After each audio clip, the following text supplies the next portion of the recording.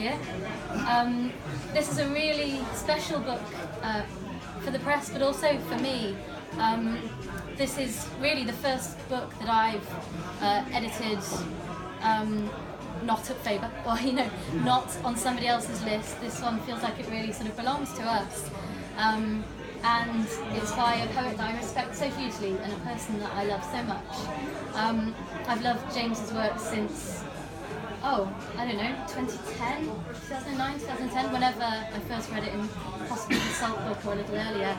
And Emily mentioned his incredible first book, Sins of the Leopard, which was shortlisted for the Dylan Thomas Prize and the I think Michael Murphy as well. Yep, that's right. And generally would have been brilliant if we'd published it. So we've had another crack at it. And lots of the concerns from Sins of the Leopard are echoed here. So an instinct for material, an interest in history, as Emily said, Englishness, and most of all language. And this is a very generous book. They're very generous poems, partly in that they're very wide-reaching. So there are addresses to suffragettes, mathematicians, gangsters, to family members, to preachers and to counties and to objects in the British Museum. But partly also it's generous in its use of language. And that's sort of a way of saying, I heard Patrick laugh, that's sort of a way of saying that I read it with a dictionary to hand. It's absolutely true. But I don't think that's a bad thing. I think that's a really wonderful thing. Because these poems are about discovery. And every new word that I learned, there were about 30, 40, 50 words that I didn't know. And every new word that I learnt felt like it was in the right place in its poem and felt like a treasure, like a jewel. So really, I think I could go on about these poems for an hour, but it's very hot in here. So without further ado, I'd like to welcome my good friend, James.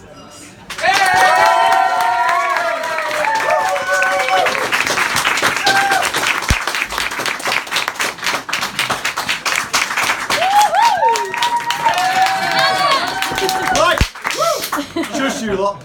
Right, the book is called Spoils. There are a lot of reasons for that, buy it, find out. But one that I am acutely aware of and have been made even more acutely aware of by tonight is how remarkably fortunate I am. Remarkably fortunate in the support of friends and family, as you've heard, some of whom I've known for years, some of whom that I've only known for a short period of time.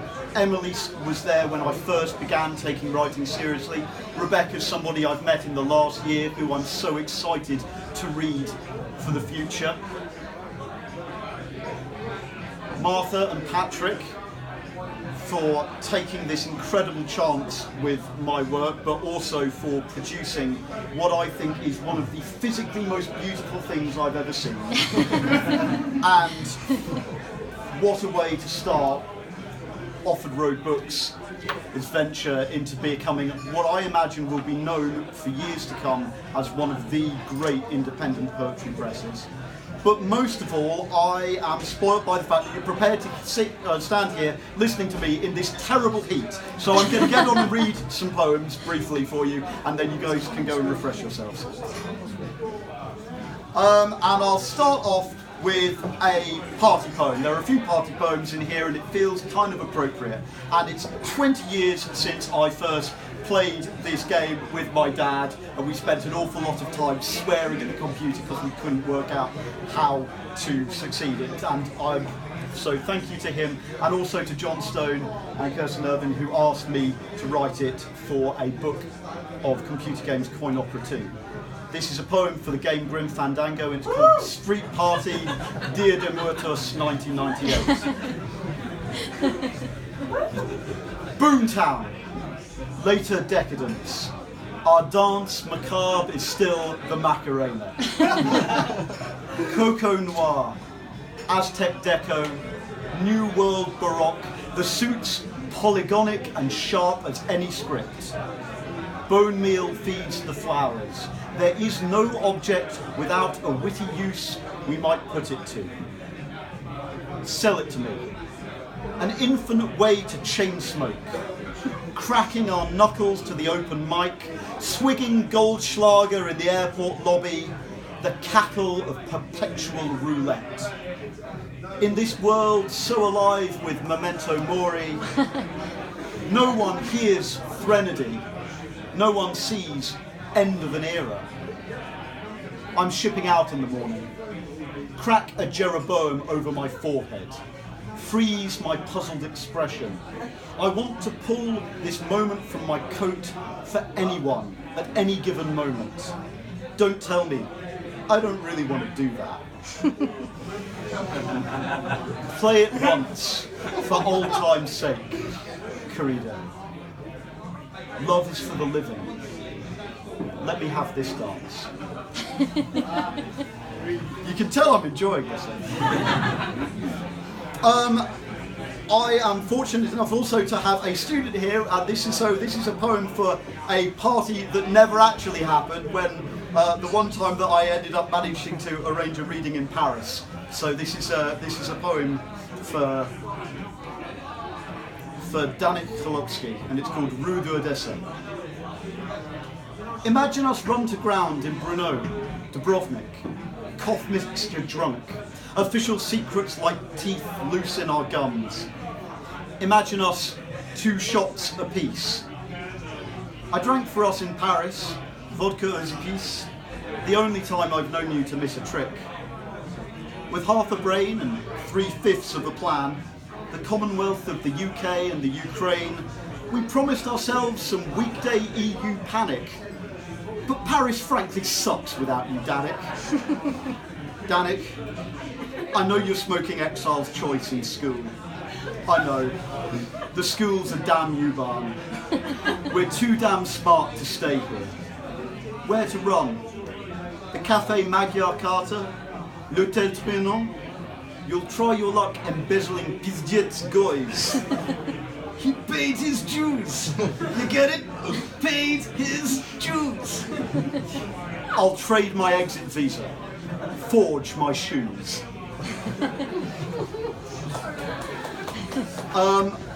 Just a couple of quick ones more. Here's a poem that I love to read for my amazing and very, very badass sister, Fiona Brookes, chained to the gate of Buckingham Palace, as is her wont. And it's called Ironwork. The world cannot be otherwise than as it is, nor can it be made otherwise by force of wish or deed or inactivity. It draws these cooling certainties from each of us. Magnetic north allows the compass. Rules are rules. There's nothing else to rail against. Remanded into such a state, we put trust in the tensile strength that policy has coalesced in something human, something made to be impassive, maybe just. The measured world, meanwhile, is full of everything that we allow, of law and bylaw, bar and gate. Between the upright parallels, it may be that you see a face working its way from rage to hope. A world that is not finished yet, of rightful silence, of held breath. The blush that's iron in the flesh troops its colour. Without release, from core out to capillary, each cell has pled its own small case. The iron rising unappeased, defendant of an inward grace, restrained, impossible to police. How are your temperatures? Right, Fine. We'll do this very quickly. 2 more? Yeah, go for it. Fab. Okay, so my wife is heartily sick of me reading poems to her. And she's videoing me, so this is all going to be used later. Quite how, we don't know.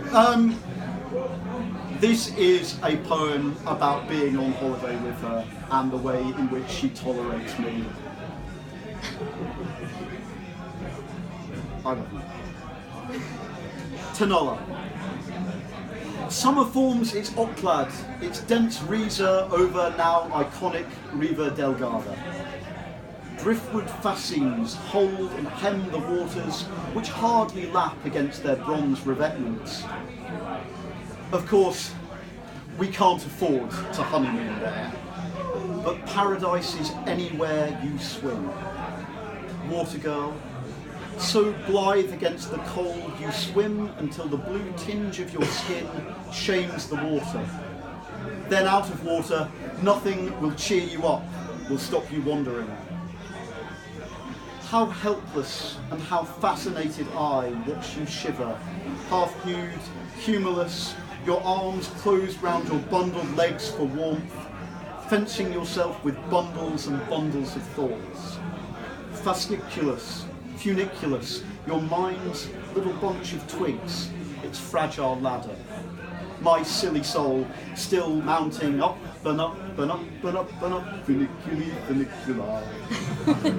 It's the closest you'll ever get to recording me singing. Not true. No, they've got documentary evidence to suggest that's not the case. Finally, the final poem in the book, when I was working on the manuscript with Patrick and Martha, which was a singularly encouraging experience, at the end, I was asked, we need something that sort of draws everything together. We need some kind of beast to emerge at the end that can... So I was like, okay, good, right, yeah, sure, write a follow-up to Yeats' Second Coming, that no problem, easy. And so I spent a lot of time writing some really duff attempts at that. And then, as has always been the case, I was spoilt by the generosity of my friends. And the delightful poet John Clegg brought along something wonderful to end the book with. Well, actually, he didn't do anything, but well, he did one. This poem is one for the birth of Emily Rose Sawala, and it's a poem called Come Round at Last. I went first to my histories and found you entirely without precedent there, more gorgeous than Bronzino's Manticore, and sure enough a somewhat loftier strain among the grotesque taxons. Little one, eclogue of strange nucleotides, you're here. That lovely catlick of gold is only hair high on your fontanelles, not halo, not mane, but still, could you modify my lion limbs with your vivid joy, and be the vivid joy?